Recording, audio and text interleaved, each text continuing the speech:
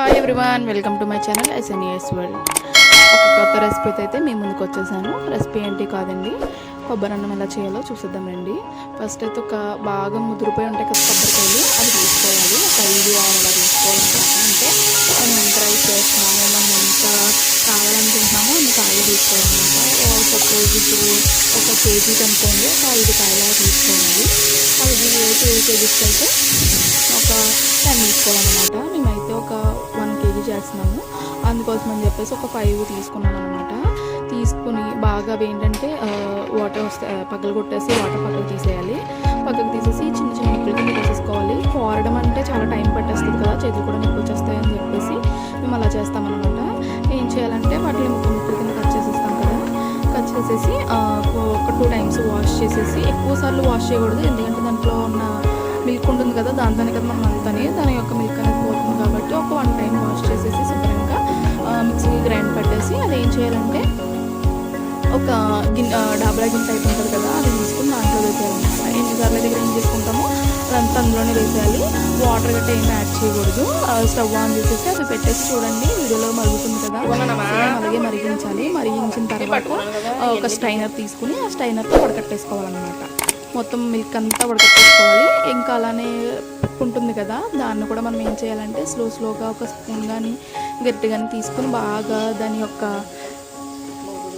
పిప్ అనేది బాగా నొక్కాలి. నొక్కది ఏంటంటే మనకి మిల్క్ వస్తుంది కదా, అది బాగా చిక్కగా ఉంటుంది అనమాట.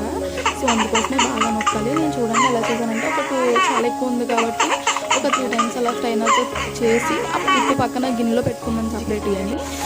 గిన్నెలో పెట్టుకుంటాం కదా, అది సపరేట్గా పెట్టి ఇప్పుడు ఏం చేస్తానంటే మళ్ళీ గ్యాస్ స్టవ్ ఆన్ చేసేసి ఒక బాణీ పెట్టేసి దాంట్లో అల్లం వెల్లుల్లి పేస్ట్ అలానే యాలక్కాయలు వేసి ఆయిల్ వేసి, ఓన్లీ ఆయిలే, నెయ్యి ఇంట్రెస్ట్ ఉన్న వాళ్ళు నెయ్యి వేసుకోవచ్చు. ఓన్లీ ఆయిల్ వేసేసి బాగా వేగాలి. అంటే పచ్చి వాసన పోతుంది అంటారు కదా, అలాగనమాట. ఆ మసాలా కూడా ఏముండదండి, జస్ట్ ఓన్లీ అల్లం కొంచెం వెల్లుల్లిపాయలు కొంచెం అలానే గసగసాలు ఉంటాయి కదా అవన్నమాట. ఆ 3 వేసేసి బాగా మిక్సీ పట్టేసి అది వేపేసామన్నమాట. అందులోనే కొంచెం యాలక్కాయలు వేసాం టేస్ట్ కోసం. అలానే ఇందాక నేను ఆ పిప్పు ఉంది కదా, ఆ పిప్పు ఏం చేశానంటే ఇంకా లాస్ట్లో చేతితో పట్టుకుని మొత్తం పిండేసాను అనమాట. బాగా మిల్క్ అనేది లాస్ట్లో వచ్చిన మిల్క్ అనేది చాలా చిక్కగా ఉంటుంది, అలా చిక్కగా వచ్చిందన్నమాట.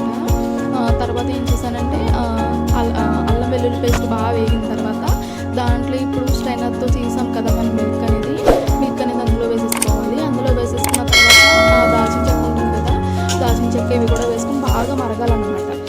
అంటే ఇప్పుడు మనం ఉప్మాకి వేసినప్పుడు వాటర్ వేసేసిన తర్వాత మరిగితే ఎలా ఉప్మా వేస్తామో అలా మరిగిన తర్వాత అప్పుడు మనం ఇందాక ఏదైతే బియ్యం తీసుకున్నామో కడిగి పెట్టుకున్నాం కదా పక్కన, అంటే ఒక 1 కేజీ తీసుకున్నాము. అవి ఏం చేస్తామంటే ఒక 1 టైం వాష్ చేసేసి పక్కన నానబెట్టేసామన్నమాట. ఆ బియ్యాన్ని ఏం చేసామంటే ఇప్పుడు మరిగి ఉంది కదా వాటర్ అనేది, కోకోనట్ వాటర్ అందులో వేసేసేయాలన్నమాట. వేసేసి ఒక 10 మినిట్స్ అలాగా హై ఫ్లేమ్లో పెట్టేసి ఏం చేసామంటే ఒక మూత వేసేసి లో ఫ్లేమ్లో పెట్టేసి దాని మీద ఒక కుండ లాంటిది తీసుకుని దాంట్లో సగానికి కాదు ఫుల్ అంటే మరీ ఫుల్ కాదు, కొంచెం వెలుతుగా వాటర్ పెట్టేసి దాన్ని పెట్టాలి. దానివల్ల ఏంటంటే బాగా మగ్గుతూ ఉంటుంది కదా కొబ్బరన్నం.